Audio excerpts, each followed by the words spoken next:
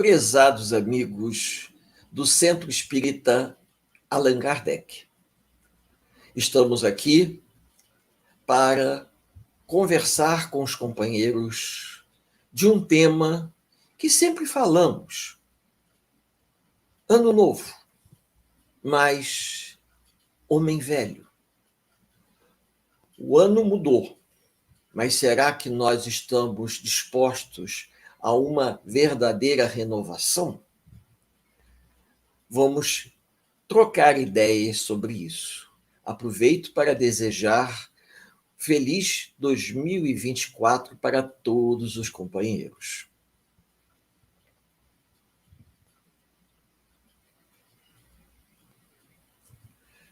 Companheiros da CEIP, da Ilha de Paquetá, feliz 2024. É com prazer que nós estamos aqui para trocar ideia, conversar.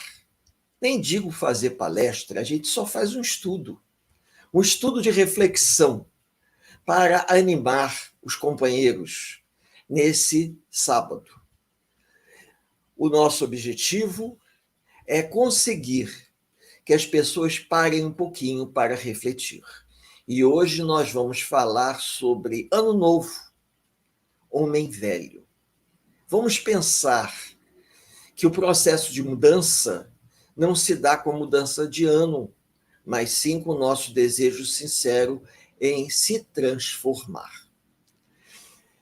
Vamos trocar ideias e que Jesus abençoe a todos nós.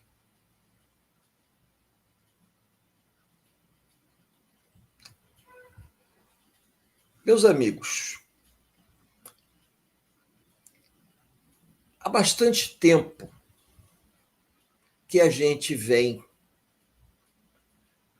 pensando na reforma íntima, em ressignificar os acontecimentos da nossa vida, em escrever numa nova folha em branco do livro da vida um capítulo melhorado da nossa história. Mas para isso implica em promovermos uma mudança sincera nos acontecimentos. Eu preciso pensar muito ao falar isso, porque é muito fácil, numa palestra, falarmos essa questão, escrevermos um artigo sobre esse assunto, divulgarmos isso pelo um canal da internet, mas colocarmos em prática no nosso dia a dia é algo bastante delicado. Porque sabemos da nossa individualidade enquanto espíritos imortais e sabemos que não é algo tão simples assim. Ninguém muda da noite para o dia. O desejo da mudança, em alguns momentos, ele chega a ser empolgante. Mas as pessoas se iludem, festejando no final do ano, num Réveillon, sem nenhuma crítica, de que estamos virando uma página da história. O ano de 2023 ficou para trás. Estamos iniciando um ano novo de 2024 e nesse ano novo tudo vai ser diferente. Não funciona assim. Desejar é uma coisa, fazer acontecer é outra muito diferente. E nós precisamos nos capacitarmos para que essa mudança ocorra. Quando eu digo capacitação, é a gente estudar, a gente ler, a gente ouvir palestra, a gente trabalhar em prol do bem, mesmo com as nossas limitações, colaborar com uma casa espírita, fazendo uma doação de uma cesta básica, doando roupas para o bazar da casa espírita, para que a renda ela possa ser revertida para a manutenção da casa e para a compra dos gêneros alimentícios, material escolar, para a distribuição das famílias cadastradas. É um trabalho muito constante, ele não cessa. E nós temos que ter muita boa vontade para esse trabalho. Eu tive a chance de ver num canal do YouTube uma entrevista da Hebe Camargo, ainda nova, conversando com Chico Xavier, isso provavelmente nos anos 80. E a Hebe Camargo perguntando ao Chico se o Chico não se sentia constrangido ou triste de perceber que todo o trabalho dele nem sempre era levado a sério.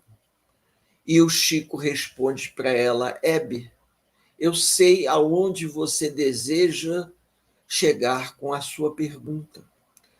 Você está me fazendo uma pergunta séria e eu vou responder de forma séria para você.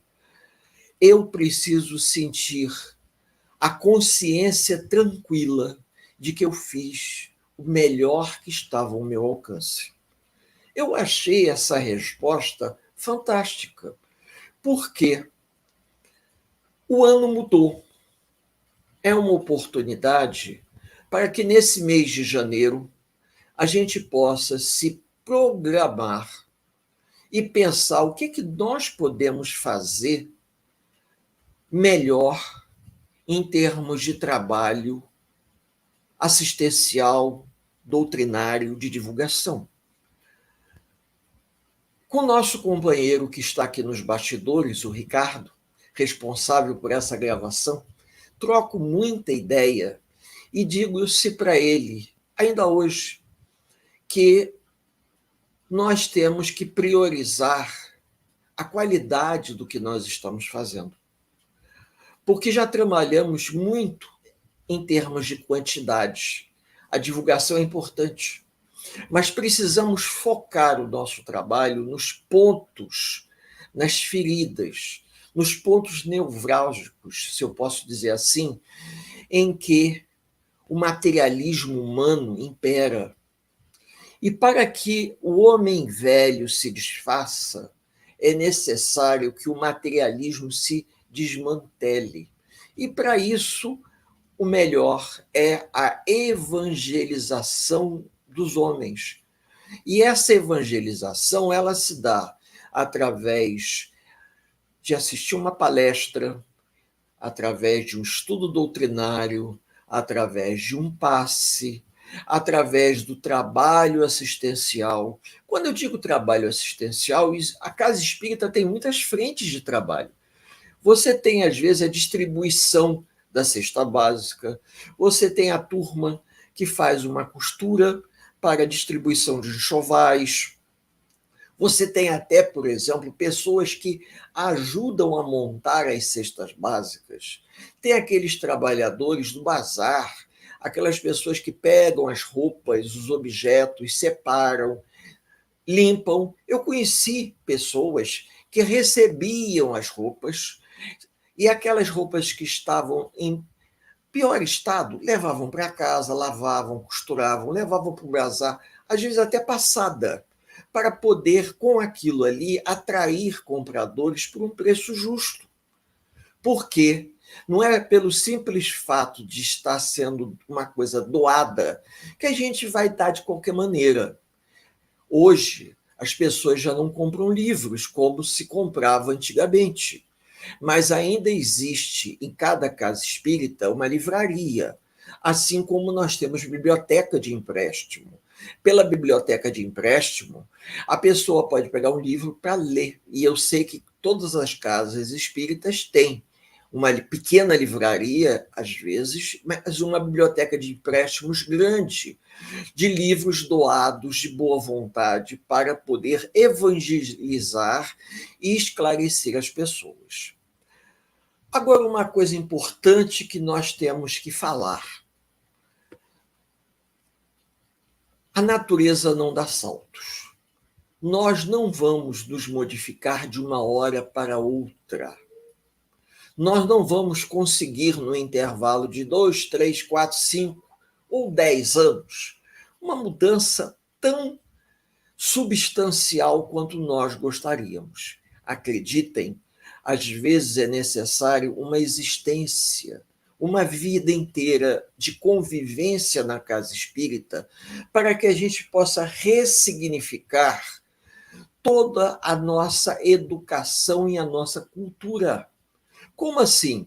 Quando nós reencarnamos, nós trazemos no bojo reencarnatório nosso toda uma cultura atávica de lembranças, de sentimentos, de pensamentos de outras encarnações.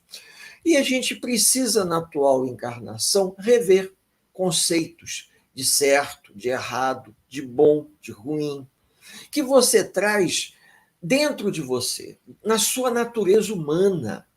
E você, lendo, participando de um trabalho assistencial, você poderá perceber claramente que você não aprendeu nos bancos das escolas da vida, como se dizia antigamente, preconceitos. Você trouxe esses preconceitos com você. E você precisa se modificar através da prática do amor, através da boa vontade, através da caridade. Como caridade?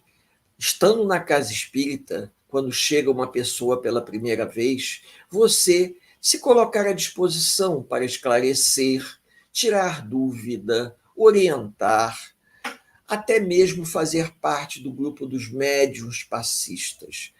A casa espírita tem várias frentes de trabalho. Alguns trabalham ajudando na administração, como primeiro secretário, segundo secretário, primeiro tesoureiro, segundo tesoureiro, e assim vai. Então, com isso, nós temos pessoas que são colaboradores, que gostam de ajudar, pessoas que gostam de participar. E podem, além de serem médiuns da casa, atuarem nos bastidores, ajudando na manutenção da casa, na contabilidade da casa, ajudar na manutenção física da casa. Porque toda casa espírita ela possui suas dificuldades, possui suas questões, e às vezes nós precisamos de voluntários, voluntários para trabalhar de boa vontade, de coração aberto. Isso é importante, porque quando nós estamos exercitando a prática do amor, nos doando em troca do bem comum, vejam o que eu estou falando, estamos nos doando em prol, não é nem em troca, consertando, em prol do bem comum, estamos fazendo alguma coisa para que aquilo favoreça alguém em algum lugar, nos dois planos da vida. Estamos aqui fazendo um estudo para os amigos. Esse estudo está sendo gravado para que as pessoas possam assistir quando desejarem, após a sua publicação. Ao mesmo tempo, nós nunca estamos sozinhos. Assim como eu posso estar com algum companheiro desencarnado aqui, me intuindo para falar algo positivo, os companheiros que estão assistindo poderão também estar acompanhados de um desencarnado que precise ouvir algo, até para o seu esclarecimento, para o seu discernimento, para o seu despertamento no mundo material. Vejam bem, despertamento. Há muitos desencarnados que não sabem o que está acontecendo. Isso se chama despertar no mundo espiritual para uma nova realidade, como aconteceu com André Luiz. Quando ele desencarnou, ele desperta no umbral e não tem a mínima ideia do que estava acontecendo com ele. Por quê? Porque ele não tinha noção nenhuma da vida espiritual.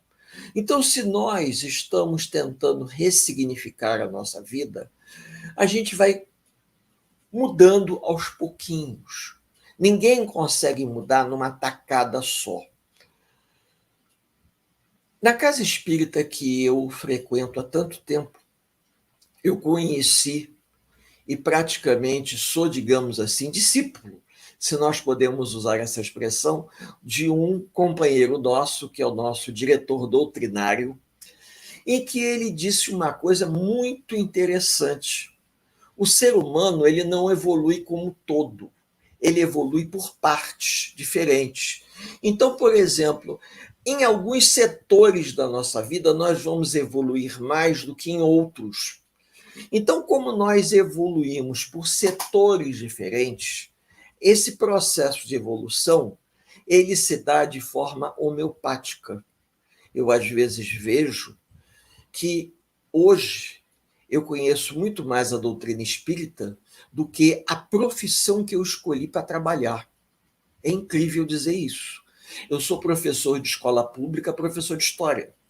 E a história me ajuda muito no espiritismo. E tem momentos que eu estou estudando o espiritismo, mas o espiritismo me manda estudar história, porque eu tenho que entender os meandros da evolução da humanidade para entender como a doutrina espírita foi se estruturando. Isso nos ajuda a montar um texto para enviar para um periódico. Mas isso não é o suficiente. Eu preciso vivenciar aquilo que eu compartilho. Eu não posso ser como um papagaio que repete aquilo que ele escuta. Eu tenho que viver aquilo. E entra para cada um de nós como uma tarefa ler, aprender, estudar, aplicar, dar um testemunho. Esse testemunho, ele será muito silencioso. É na casa espírita, quando nós frequentamos, que alguém nos convida para servir. E a gente ajuda, muitas das vezes, até com dificuldades. Colaboramos com dificuldades. Nos colocamos à disposição para auxiliar quando falta um companheiro, quando, por exemplo, a casa precisa angariar fundos, a gente colabora. Quando a casa precisa, por exemplo, fazer até um. Nós fizemos agora no final do ano, a título de curiosidade, festas, e nessas festas que aconteceram, nós tivemos a oportunidade de fazer uma rifa, né? Chico Xavier não era muito favorável a rifas, mas nós estamos vivendo num momento da história que a gente precisa, de uma maneira saudável, arrecadar recursos para as obras, para a manutenção da casa. Então a gente encontra alguma coisa que foi doada de boa vontade e em bom estado, funcionando em bom estado, para ser rifada. E a gente faz uma rifa entre amigos para angariar fundos para a casa espírita durante o evento, que pode ser um chá beneficente, pode ser um almoço fraterno, pode ser uma festa da família, pode ser uma festa junina. A gente está sempre inventando uma moda. Mas com que propósito?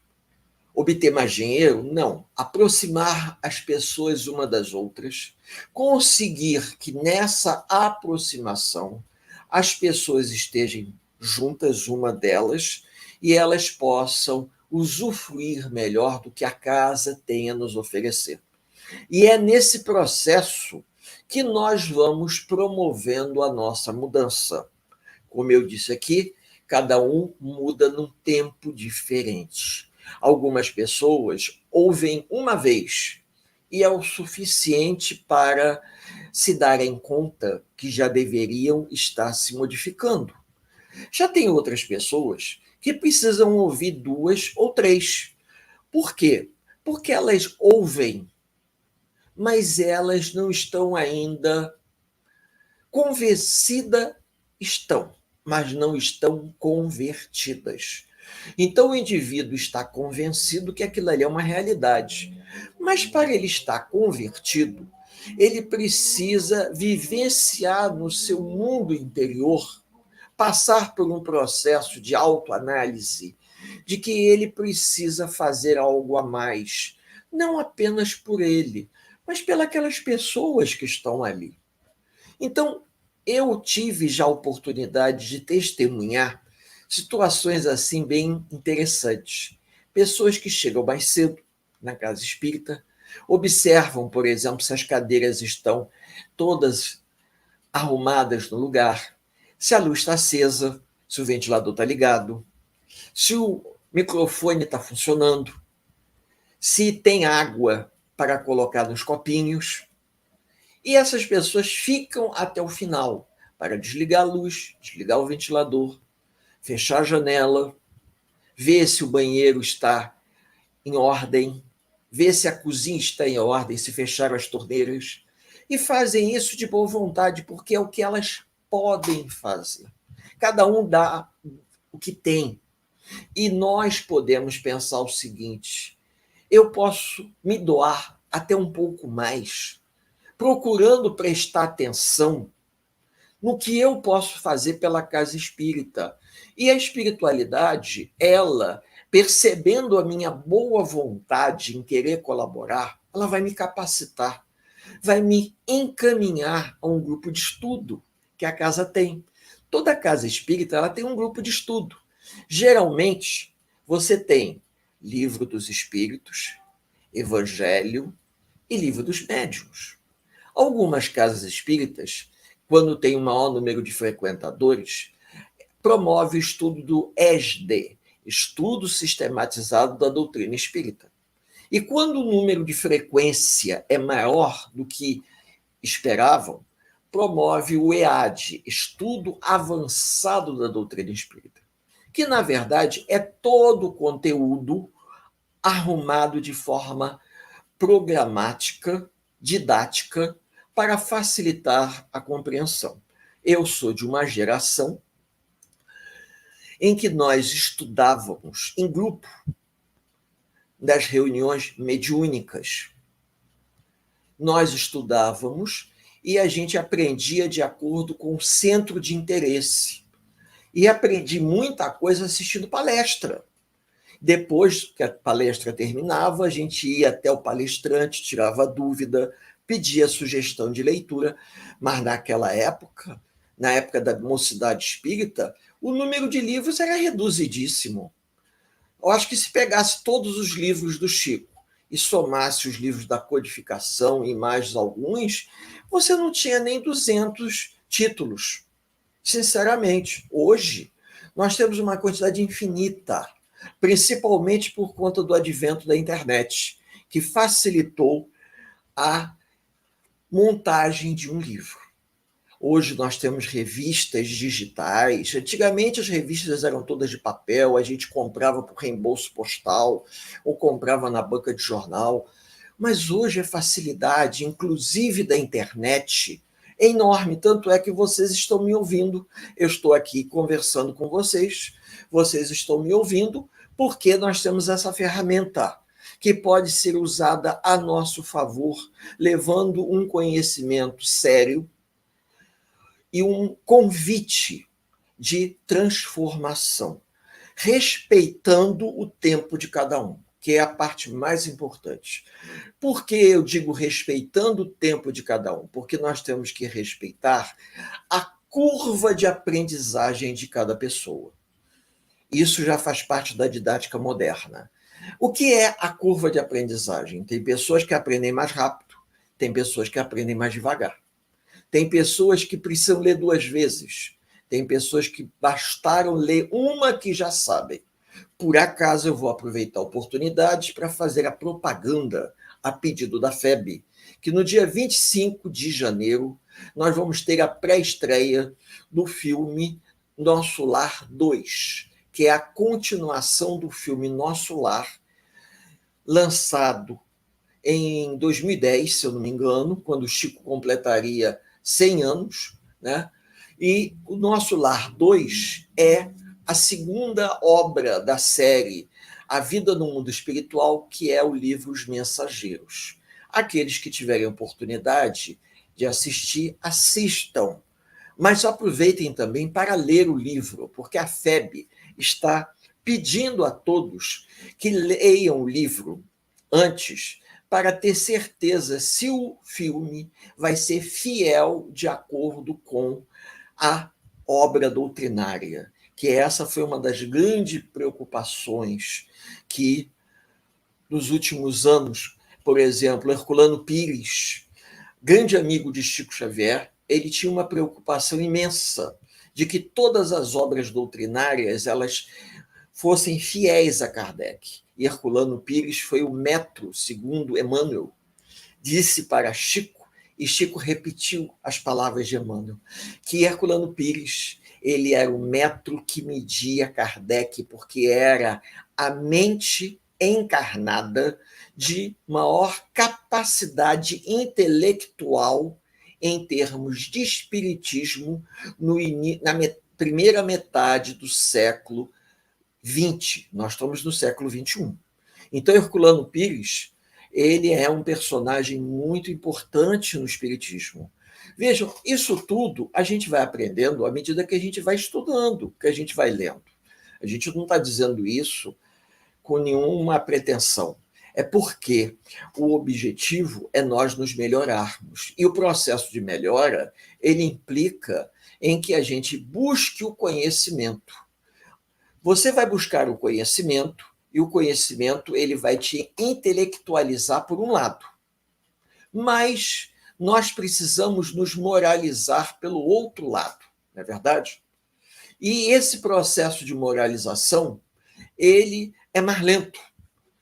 Já tive a oportunidade de conversar com vários companheiros da doutrina espírita e eles dizem exatamente isso. O espiritismo é como se fosse um pássaro.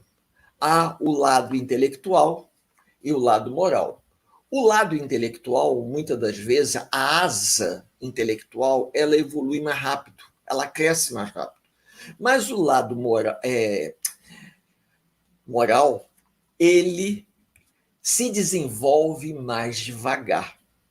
Então, com isso, a gente às vezes precisa entender que a cultura de um século, a cultura de 2 séculos, a cultura de 3 séculos, ela precisa ser modificada gradativamente. Nós temos que mudar nossos hábitos, temos que mudar nossos costumes, temos que ressignificar nossa história. Aquilo que nós fazíamos e era considerado uma coisa comum há 300, 400 anos atrás,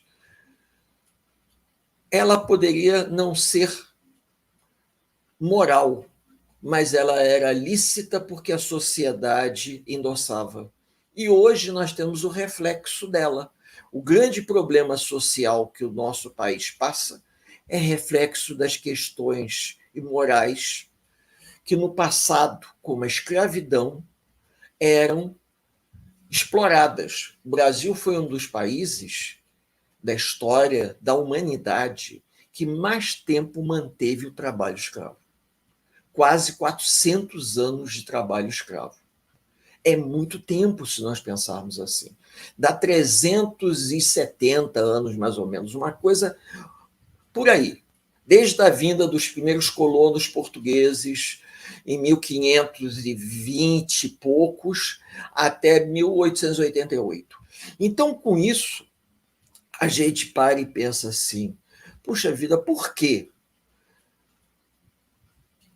Ismael recebeu do Cristo a missão de transformar o Brasil numa pátria de redenção e não necessariamente num oásis, aonde nós viéssemos para cá num Eldorado. A pátria de redenção, ela é uma pátria de redenção espiritual, aonde todos os comprometidos no pretérito teriam a oportunidade de reencarnar e vivenciar a experiência necessária aqui, na Terra do Cruzeiro, em qualquer estado de norte, sul, leste, oeste, para poder reparar as faltas cometidas em vidas passadas. Então, é isso que é um ponto que se discute muito, porque o país passa por uma fase de transição muito grande, mas Ismael está à frente de todo esses acontecimentos. Ismael não perdeu as rédeas do nosso país. Nós é que não temos o alcance de compreensão para entender a grandeza da tarefa histórica do Brasil como uma pátria de redenção. Uma escola, um hospital, um sanatório, um grande presídio, se nós podemos dizer assim, para espíritos comprometidos a repararem, a saudarem faltas cometidas. Mas isso não quer dizer que a gente vá passar de forma pesada. O povo é alegre, o povo tem uma capacidade de dar a volta por cima dos problemas. Estamos sempre tentando sair melhor do que chegamos. Isso é uma característica do Brasil, apesar dos problemas sociais que estamos vivendo. Mas o nosso objetivo hoje é propor a todos que nesse novo ano de 2024 vamos fazer a nossa parte e não ficar esperando que as coisas aconteçam milagrosamente. Cabe a cada um que aqui se encontra promover a sua evolução pessoal através do trabalho em prol do bem. Nós temos que trabalhar em prol do bem. Nós temos que nos capacitar através do estudo. As pessoas podem até se perguntar, mas a gente vem fazendo isso já tem tanto tempo e a gente não vê um resultado prático. Eu até admito que o resultado prático ele não se dará na matéria, mas no plano espiritual quando nós retornarmos, porque vamos retornar espiritualmente falando melhores, porque estamos mudando a nossa estrutura psíquica, mudando o nosso padrão de vibração. Estamos fazendo novas escolhas, estamos enxergando a realidade por um outro prisma. Estamos tentando ser pessoas melhores. E não é uma tarefa fácil, porque a gente observa a grande diversidade do nosso país. Essa diversidade reflete a necessidade de escolas, salas de aula diferentes, para que espíritos, nos mais diferentes graus de necessidade evolutiva, reencarnem ali. E nós vamos aprender com a diversidade. É difícil, é uma tarefa difícil. Você se esforçando e você vendo que algumas pessoas passam por situações limítrofe de miséria, de submissão ou de nutrição, né? Muito próximo, porque a espiritualidade ela programou que numa mesma cidade você tenha duas regiões, uma região que vive em condições socioeconômicas parecendo a Europa e muito próximo regiões em condições de vida subhumana.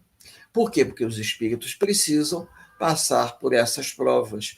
E alguns espíritos pedem, a gente já viu isso nas obras, para reencarnar em condições difíceis, para que eles possam vivenciar e dar um testemunho de boa vontade.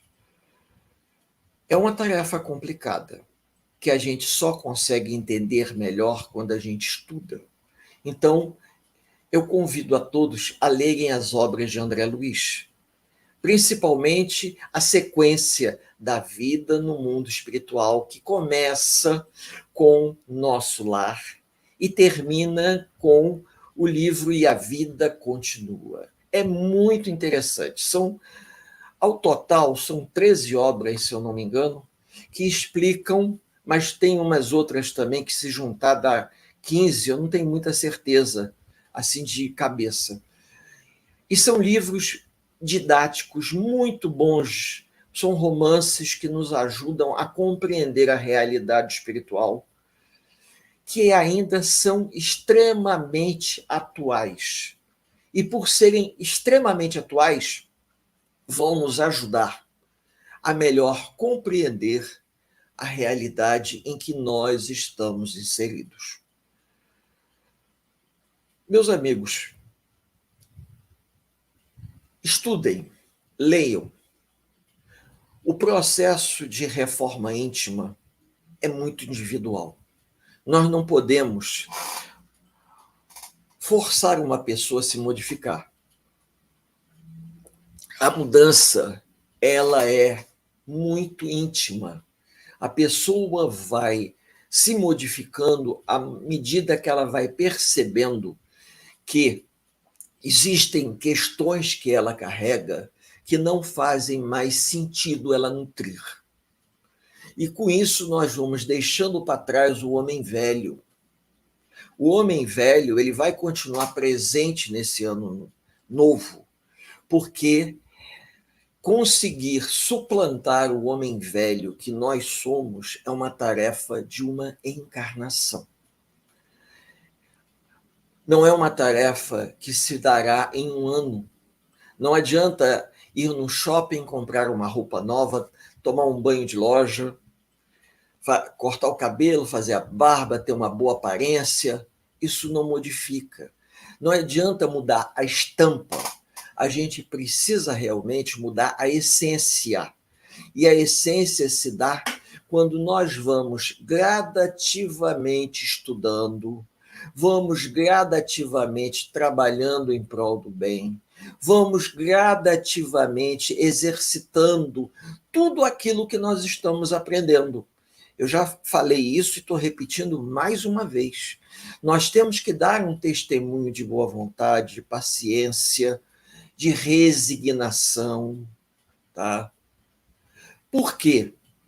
Resiliência também. Porque nós não temos um controle sobre a nossa vida. Nós não temos um controle sobre a sociedade que nos cerca. Nós não temos um controle sobre nada. Tudo é transitório. E quando a gente vai percebendo isso, a gente descobre que a única coisa que nós podemos, de fato, promover uma mudança é na nossa maneira de pensar, na nossa maneira de agir, na nossa maneira de interagir com o nosso semelhante. Isso sim, a gente tem condições de mudar, porque é a única coisa que nós levaremos dessa vida. Os bons sentimentos, as boas lembranças, as amizades, isso nós vamos levar no nosso coração. O resto, isso que está aqui atrás, vai ficar aqui. As traças vão roer, porque ninguém hoje quer livro de papel, então não adianta doar nem para o bazar. A não ser que a gente faça uma doação para uma biblioteca comunitária. Aí, numa biblioteca comunitária, onde as pessoas não têm acesso à tecnologia informática, eles podem utilizar nas escolas como consulta para os alunos. Mas a gente, infelizmente, até nisso hoje está ficando difícil. Os indivíduos podem adquirir para vender o papel, porque a gente tem tudo isso na internet. Num celular, você tem acesso pelo celular a tudo, por conta das facilidades que a internet nos traz. Nós vamos encerrar o nosso papo amigo, convidando a todos a elevarmos o nosso pensamento em prece para agradecer aos trabalhadores do mundo invisível a oportunidade desse encontro fraterno, desse encontro amigo.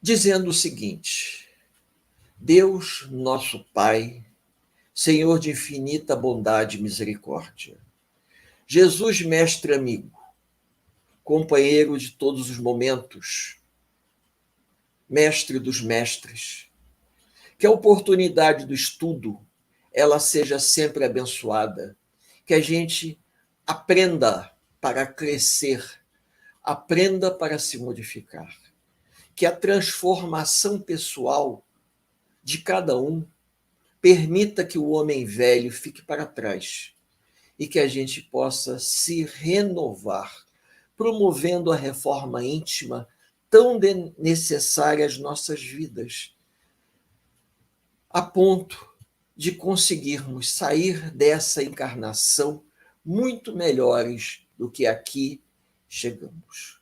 Que a paz do Mestre Jesus esteja junto ao coração de todos os companheiros encarnados e desencarnados, por hoje, agora e por todo sempre.